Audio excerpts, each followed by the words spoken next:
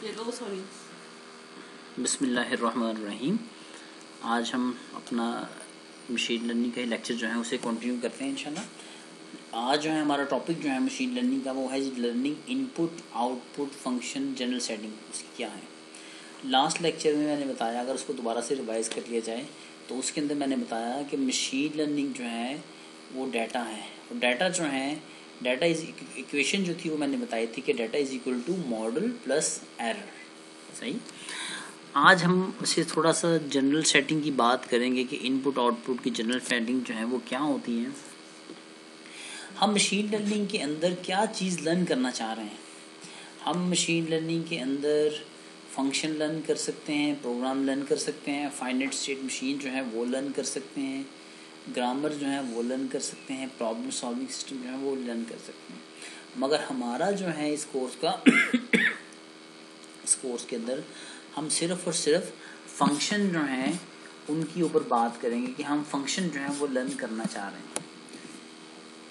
इसलिए अगर right side पे मैंने लिखा हुआ है कि most of the machine learning revolves around learning input output function. जैसे कि मैंने इस स्लाइड जो है शुरू ही इसी से हुई, लर्निंग इनपुट आउटपुट फंक्शन, या इसको कह सकते हैं हम फंक्शन अप्रॉक्सीमेशन या फंक्शन लर्निंग, या हम कह रहे हैं कि हम एक कॉन्सेप्ट लर्न जो है वो करना चाह रहे हैं। ये सारे और सारी चीज़ें जो हैं वो मोर एंड लेस जो हैं वो सारी की सारी एक ही चीज़ें हैं। दोबारा से रिपीट करता हूँ, input output function, function approximation, function learning या कॉन्सेप्ट लर्निंग जो है वो हम इसके अंदर लर्न करना चाह रहे हैं। हम एक फंक्शन जो है वो लर्न करना चाह रहे हैं।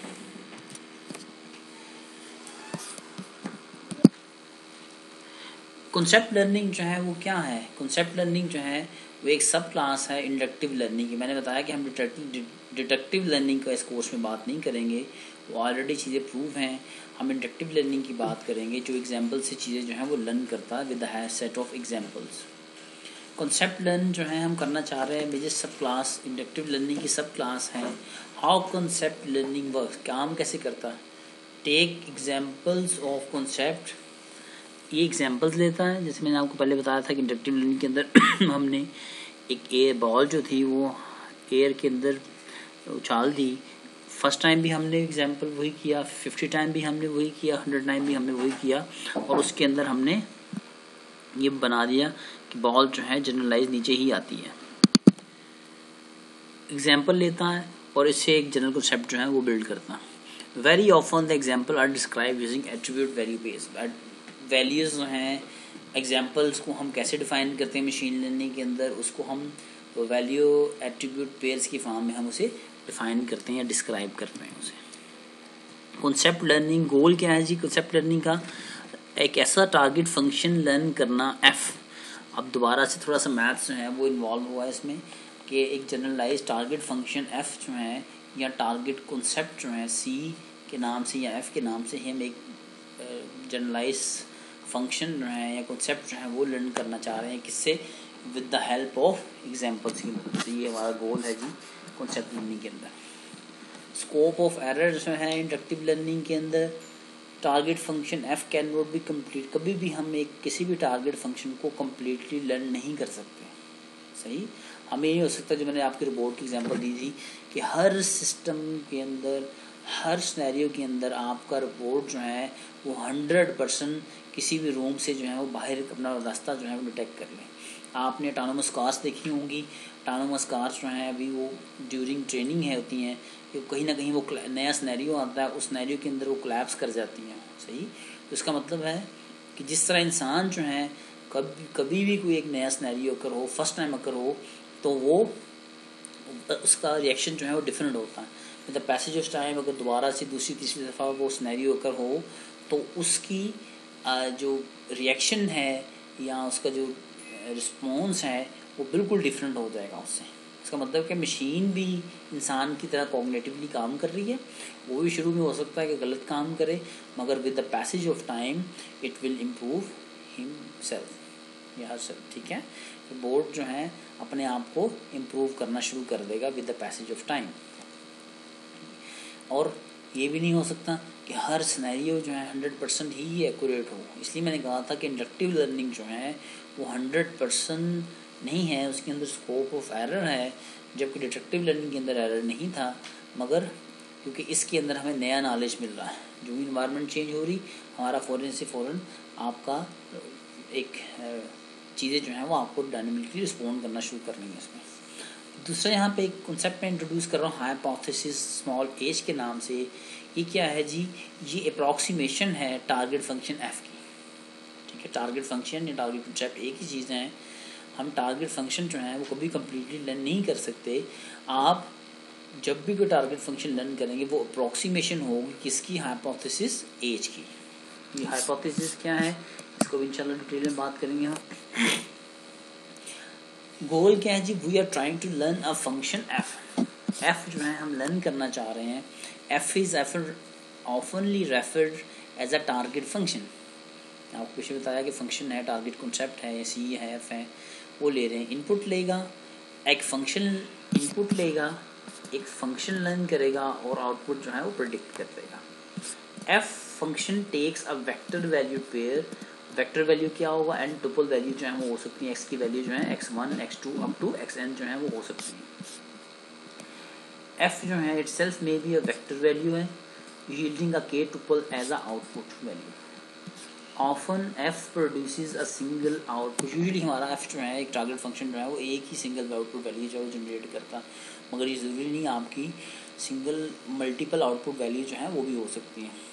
वो एडवांस टॉपिक है मल्टी लेवल क्लासिफिकेशन, उसको हम इंशाल्लाह बाद में एक्सप्लोर करेंगे कभी।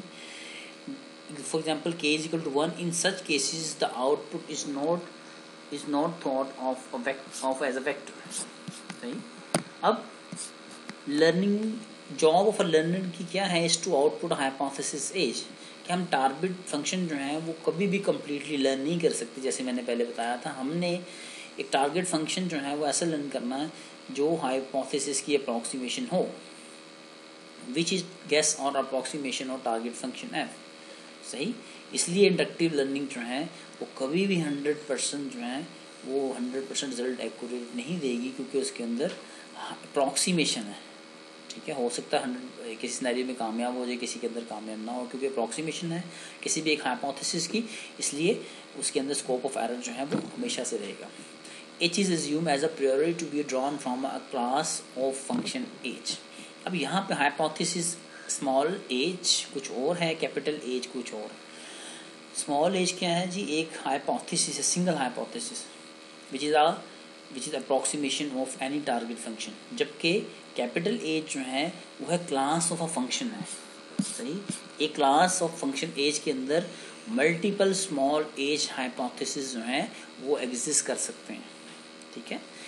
Note that if may or may not be in H and this may not be known. हो सकता है कि किसी के लिए, किसी एग्जाम्पल्स के लिए, किसी डाटा के लिए, सही, वो हाइपोथेसिस आपके हाइपोथेसिस क्लास के अंदर एग्जिस्ट कर रहा हो, और ये भी हो सकता है कि वो हाइपोथेसिस जिसको आप सर्च कर रहे हैं उस हाइपोथेसिस स्पेस के अंदर वो उसके अंदर एग्जिस्ट ही ना करे। इसको अगली डायग्राम जो है इससे हम आपको ज़्यादा एलैबोरेट जो है वो हो जाएगा। इसके अंदर आप इनपुट वैल्यूज ट्रेनिंग एग्जांपल दे रहे हैं, इसको हम x1 x2 x3 से बात कर रहे हैं, डिनोट कर रहे हैं, सॉरी। और टारगेट फंक्शन f जो है वो लर्न करना चाह रहे हैं y, इनमें से एक भी हो सकता है और मल्टीपल जो है वो भी हो सकता है। ठीक। अब यहाँ पे अगर आपको यहाँ पे डायग्राम अगर देखेंगे, डायग्राम बड़ी इंपॉर्टेंट है मशीन लर्निंग के इस कोर्स में। इसके अंदर ट्रेनिंग एग्जांपल जा रही हैं आपको, ये जो यहाँ पे ऊपर थी टुपल फॉर्म के अंदर, और एफ ऑफ एक्स जा रहा है, वो टारगेट फंक्शन है जो हम लर्न करना चाह रहे हैं, वो जा रहा है एग्जांपल्स के साथ हम क्या चीज़ जो है वो लर्न करना चाह रहे हैं। सही। अब वो लर्न करेगा, मशीन के पास चला जाएगा यहाँ पे लर्नर स्टेट के अंदर, और लर्नर जो है वो ये चेक करेगा कि ट्रेनिंग एग्जांपल आ रही है, जो हमें डिज़ायर आउटपुट जो है हमें फंक्शन की रिक्वायर्ड है, वो इन हाइपोथेसिस में से किस हाइपोथेसिस से ज़्यादा अप्रॉक्सीमेट हो रहा है, किससे ज़्यादा मैच हो रहा है। मैंने बताया जिससे ज़्यादा मैच होगा वो उसको हाइपोथेसिस जो है वो जनरेट कर देगा, which is the approximation of a target function. अब ये ज़रूरी नहीं कि एक हाइपोथेसिस जो है वो इसके अंदर एग्जिस्ट कर रहा हो, हर हाइपोथेसिस एग्जिस्ट कर रहा हो। ये भी हो सकता है कि कुछ हाइपोथेसिस, जैसे मैंने पिछले भी यहाँ पे कहा, यहाँ पे ये ज़रूरी नहीं कि हर हाइपोथेसिस जो है वो उसके अंदर भी, आप ऐसा हाइपोथेसिस फंक्शन को ढूंढ रहे हैं जो उसके अंदर है ही नहीं, उसे आप ढूंढ रहे हैं, ठीक है। इसलिए जो अप्रॉक्सीमेट होगा इन ट्रेनिंग एग्जाम्पल के साथ मैच कर जाएगा, ये वो यहाँ पे आ जाएगा, उसकी अप्रॉक्सीमेशन फंक्शन हो जाएगा। बेटा हाइपोथेसिस स्पेस कैपिटल एच क्या है, ये कहाँ से आता है, इसको अभी हम for the time being delay कर रहे हैं, तो ये थोड़ा सा मुश्किल है ये वाला टॉपिक। इसको हम इंशाल्लाह 2-3 लेक्चर के बाद दोबारा हाइपोथेसिस स्पेस के ऊपर आएंगे। अभी हमारा जो इस कोर्स, अभी इस लेक्चर के अंदर हमारा फोकस जो है वो ट्रेनिंग एग्जाम्पल्स के ऊपर है। ट्रेनिंग एग्जाम्पल x1 x यहाँ पे डिफाइन की ये कहाँ से आ रही है, ठीक है। ये सारी की सारी डायग्राम जो है वो आपको ज़बानी याद होनी चाहिए कि ट्रेनिंग एग्जाम्पल्स और आपका एक फंक्शन जो है, जो आपको डिज़ायर आउटपुट है वो आपके मशीन लर्निंग के पास जाएगा, और उसके बाद वो हाइपोथेसिस स्पेस जो आपने पहले से एल्गोरिथम से चीज़ें बना के रखी थी वो आपके लर्निंग आउटपुट को दिया जाएगा। जिससे ज़्यादा मैच होगा, जिससे ज़्यादा अप्रॉक्सीमेट होगा, वो आपको आउटपुट के अंदर वो रिटर्न कर दिया जाएगा। अभी सिर्फ और सिर्फ हम हाइपोथेसिस ट्रेनिंग एग्जांपल्स की बात करेंगे। हाइपोथेसिस स्पेस क्या है, इसको इंशाल्लाह कमिंग लेक्चर के अंदर डिटेल में हम एक्सप्लोर करेंगे। मशीन बेटा एक डंब है, ठीक है, उसे चीज़ें जो हैं वो एक्सप्लिसिटली खुद ब खुद बतानी पड़ती हैं। मैंने लास्ट लेक्चर में आपको बताया था कि मशीन लर्निंग जो है वो ब्लैक बॉक्स नहीं है, वो ग्रे बॉक्स है। कुछ चीज़ें आपको पता हैं, कुछ चीज़ें आपको अननोन है। और ये नहीं कि हर सारी की सारी चीज़ें जो हैं आपको पता ही नहीं कि बैकएंड पे क्या जो है काम हो रहा है। मशीन डंब है। 2 चीज़ें जो हैं हमें होनी चाहिए, हाइपोथेसिस जो मैंने बताया हम बाद में बात करेंगे, नंबर 2 एग्जाम्पल्स और डाटा, ठीक है, जो इस लेक्चर के अंदर हमारा फोकस है। आसान बेसिक से शुरू कर रहे हैं, अब फिर हम इंशाल्लाह कॉम्प्लेक्स चीज़ों की तरफ, एडवांस फॉर्म की तरफ हम मूव करेंगे। एग्जाम्पल्स क्या होती हैं, जो मैं शुरू में बात कर रहा था कि 1 एग्जाम्पल लो, बॉल ऊपर फेंको, 50 एग्जाम्पल लें, ऊपर फेंके, 100 लें। अब एग्जाम्पल्स हैं वो, ठीक है, एग्जाम्पल कहते हैं, एग्जाम्पल्स को ही हम मशीन लर्निंग के अंदर इंस्टेंसेस भी कहते हैं, या डाटा पॉइंट भी कहते हैं, या ऑब्जर्वेशन कहते हैं। अब एग्जाम्पल्स जो हैं क्या है जी, इनपुट प्लस आउटपुट मिलके आपकी एक एग्जाम्पल जो है वो बना रही होती है, सही। अभी क्या होता है, इनकी रिप्रेजेंटेशन सबसे पहले देख लेते हैं। किसी भी इनपुट की रिप्रेजेंटेशन जो है वो एट्रीब्यूट वैल्यू पेयर में होगी। इनपुट की बात कर रहे हैं, एट्रीब्यूट वैल्यू पेयर की बात कर रहे हैं। Input can be single value और वेक्टर वैल्यू, सिंगल वैल्यू भी हो सकती है या मल्टीपल वैल्यू जो है वेक्टर वैल्यू भी हो सकती है। फिर है वैल्यूज ऑफ एट्रीब्यूट की वैल्यू जो है वो भी होंगी, ठीक है। अब वो एट्रीब्यूट की पॉसिबल वैल्यू जो है वो कैटेगोरिकल हो सकती हैं, या जिसे ऑर्डिनल वैल्यू कहते हैं वो हो सकती है, जैसे कि मेल है, फीमेल है, यस या नो है। या हमारे पास वैल्यू जो है वो न्यूमेरिक होगी, डिस्क्रीट होगी, ठीक है, या कॉन्टिन्यूस होगी। दूसरा हमारे पास आउटपुट को किस तरह से रिप्रेजेंट किया जाए मशीन लर्निंग के अंदर, आउटपुट भी मशीन लर्निंग के अंदर वैल्यू की एट्रीब्यूट के फॉर्म में रिप्रेजेंट की जाएगी। आउटपुट जो है वो सिंगल वैल्यू भी हो सकती है और मल्टीपल वैल्यू भी हो सकती है। इस तरह से उस वैल्यू, उस आउटपुट की वैल्यू जो है वो कैटेगोरिकल भी हो सकती है और न्यूमेरिक जो है न्यूमेरिकल भी हो सकती है। अब एग्जाम्पल पे आते हैं ताकि आपको चीज़ें जो हैं वो क्लियर हों। कॉन्सेप्ट लर्न करना चाह रहे हैं, रिप्रेजेंटेशन ऑफ एग्जाम्पल इंस्टेंसेस की, एग्जाम्पल को किस तरह से हम रिप्रेजेंट करेंगे। एग्जाम्पल है हमारे पास, इनपुट जो है हमारे पास है इनपुट ह्यूमन है, आउटपुट क्या है, बताना है कि जेंडर ऑफ ह्यूमन क्या है, मेल है या फीमेल है। इंस्टेंस हमारे पास क्या है, हमारे पास इनपुट और आउटपुट इंस्टेंसेस जो हैं वो अवेलेबल होंगे। अब स्टेप बाय स्टेप बात कर रहे हैं हम एग्जाम्पल की। तो रिप्रेजेंटेशन ऑफ इनपुट जो है वो हम कैसे करेंगे, set of attribute with possible value जो है वो हम सबसे पहले एट्रीब्यूट जो है वो डिफाइन करने पड़ेंगे। मैंने बताया था बेटा कि मशीन लर्निंग जो है वो खुद ब खुद नहीं कुछ बता सकती। अक्सर लोग जो हैं ये सोचते हैं कि मशीन लर्निंग जो है वो खुद ब खुद उसे डाटा दे दो तो वो खुद ब खुद सारे के सारे काम करके आपको आउटपुट जो है वो रिटर्न कर देती है, ठीक है। कुछ केसेस भी सही है, मगर मोस्टली आपकी मशीन लर्निंग जो है उसमें से आप, इसलिए मैंने आपको पहले लेक्चर में याद हो मैंने कहा था कि आपको जब अलॉट ऑफ डाटा हो या डाटा के अंदर कोई पैटर्न जो है वो अवेलेबल हो गए हैं, सही। अब पैटर्न क्या होते हैं जी, कोई एट्रीब्यूट्स बना सकते हैं हम। एट्रीब्यूट्स यहाँ पे बेटा अब हमने वो पिछली एग्जांपल के अंदर जेंडर आइडेंटिफिकेशन के अंदर हमने 3 एट्रीब्यूट जो हैं वो यहाँ पे ले लिए, ठीक है। इसमें हाइट है, वेट है और बियर्ड है, ठीक है। बियर्ड लिखा हुआ बेटा, बियर्ड नहीं बियर्ड। अब उनकी पॉसिबल वैल्यू जो हैं वो पॉसिबल शॉर्ट है, हाइट की मीडियम है या टॉल है, ये भी हमें डिफाइन करनी है ताकि इन्हीं में से वो वैल्यू जो है वो चूज कर सके। या वेट की वैल्यू स्मॉल है, मीडियम है या हैवी है। जबकि बियर्ड की अगर आप देखा जाए तो वो 2 वैल्यू हो सकती है, या बियर्ड होगी या बियर्ड नहीं है, सही। अब हिंट है जी, आइडेंटिफाई करने हैं आपने most discriminating attributes of a learning problem. जो भी लर्निंग प्रॉब्लम होगी आपकी, उसके आपने मोस्ट डिस्क्रिमिनेटिंग एट्रीब्यूट जो हैं वो आपने आइडेंटिफाई करना है। जैसे कि इसके अंदर जेंडर आइडेंटिफिकेशन के अंदर कुछ और भी हो सकते थे, मगर हम एक बेसिस के लेके चल रहे हैं और उस बेसिक के अंदर 3 एट्रीब्यूट जो है मैंने चूज़ कर लिए और उनकी पॉसिबल वैल्यू जो है जो भी आ सकती है वो मैं लिस्ट ऑन कर दी यहाँ पे। Representation of output, single attribute with possible values, gender male या फीमेल। आउटपुट में ही हो सकता ना कि आप उसे इनपुट दे रहे हो, ठीक है, एट्रीब्यूट वैल्यू फॉर्म में, और वो आउटपुट बतानी है वो आउटपुट जो है वो मेल है या फीमेल है। Representation of instances, note the difference between attribute कुछ और है, तो ये चीज़ें क्लियर होनी चाहिए कि attribute is something else and attribute value is something else, ठीक है। एट्रीब्यूट क्या है कि किसी भी एक कैरेक्टरिस्टिक्स जो हैं वो जब डिफाइन किए करेंगे, जैसे आप ओप के अंदर करते हैं तो वो एट्रीब्यूट्स की फॉर्म में करते हैं। अब उसकी पॉसिबल वैल्यू क्या हो सकती है, जैसे मैंने बताया शॉर्ट है, हाइट है, मीडियम है, टॉल है, बियर्ड है या नहीं है, ठीक है। अगर इसको समराइज किया जाए तो instance is the vector of attribute value. Example की बात की तो एग्जाम्पल जो है वो क्या है, एग्जाम्पल को इन्हें नाम दिया था इंस्टेंस का, तो इंस्टेंस जो है वो क्या है आपका, vector of N attribute value जो है वो है आपका, सही। अब यहाँ पे 3 इंस्टेंसेस हैं। अब मैं आपको डाटा आहिस्ता आहिस्ता करके डाटा पे ले आया हूँ, सही। मैंने डाटा पे ले आया हूँ। डाटा के साथ मैंने कहा था data is equal, example is equal to, instance is equal to input plus output. अब यहाँ पे 3 इंस्टेंसेस हैं मेरे पास, नंबर 1, नंबर 2, नंबर 3।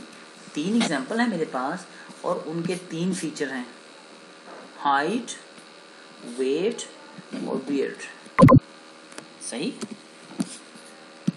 अब जेंडर है ये, इसके साथ आउटपुट भी लिख दी। मैंने कहा कि ट्रेनिंग एग्जाम्पल जो इन इंस्टेंसेस जो हैं वो इनपुट, ये आपकी इनपुट है और ये आपकी आउटपुट है।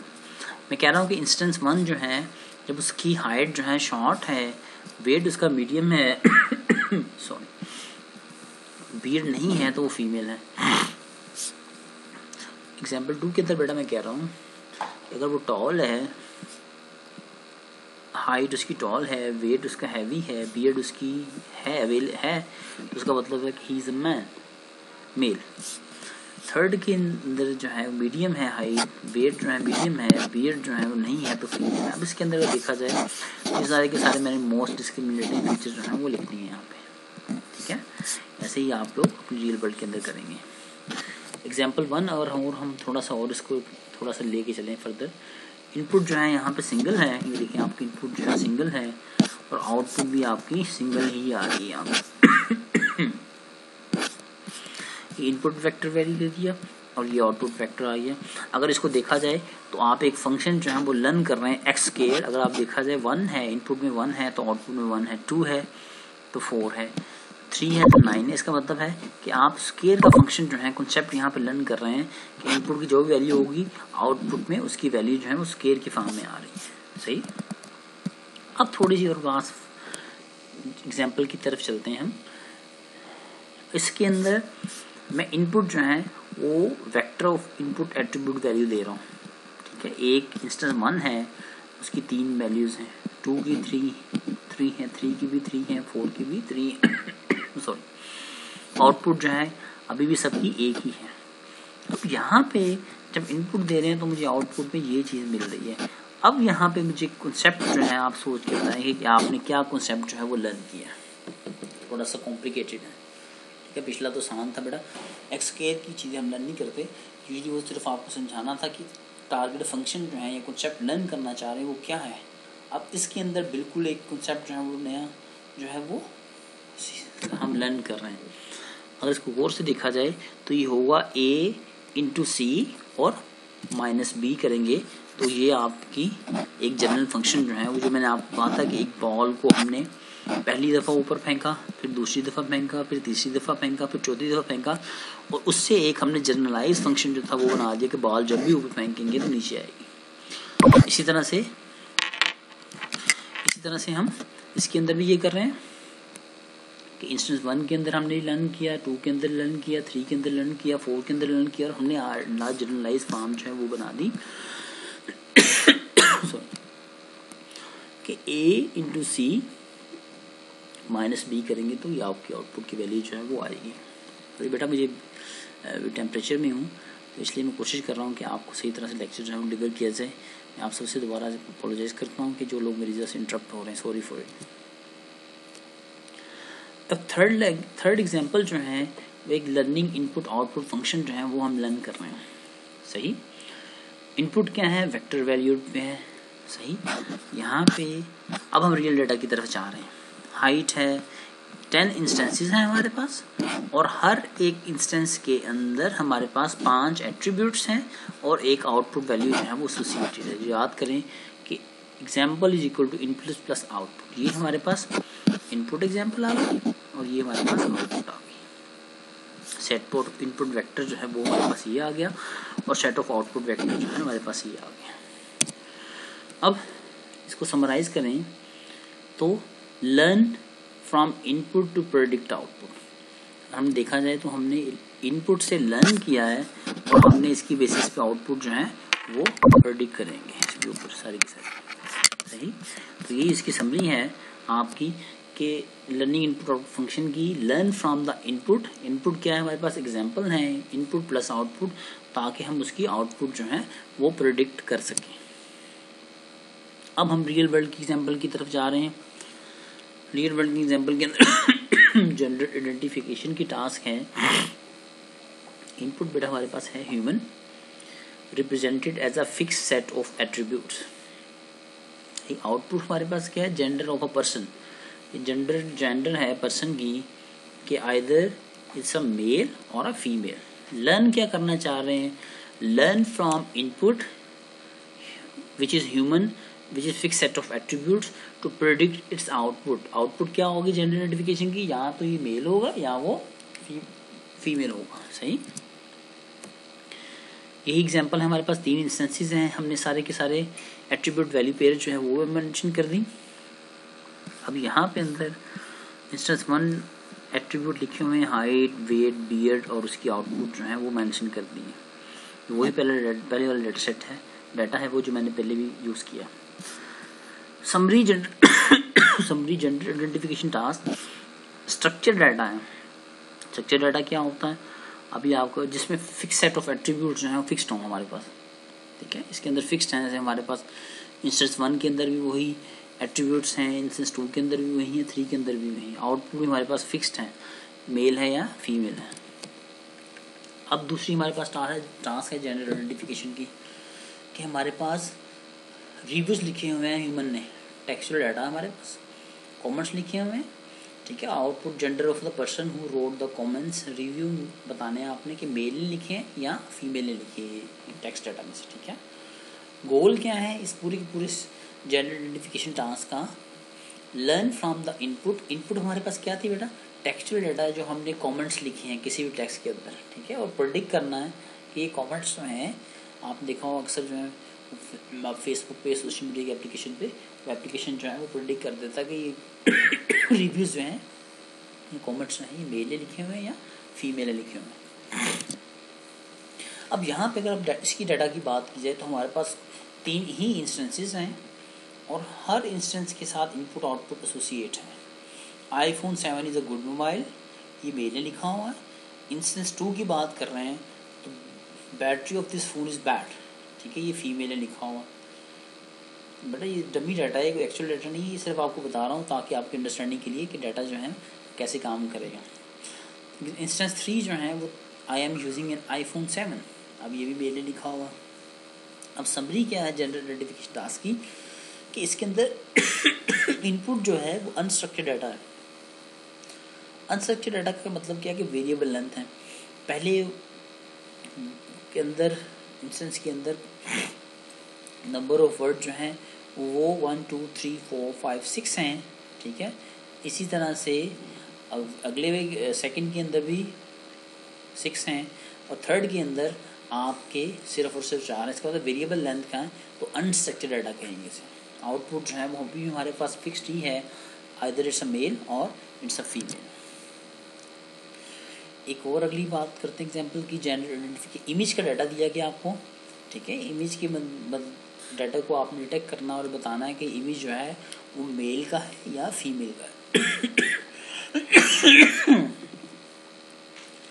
Learn from the input image to predict is output male और इज फीमेल।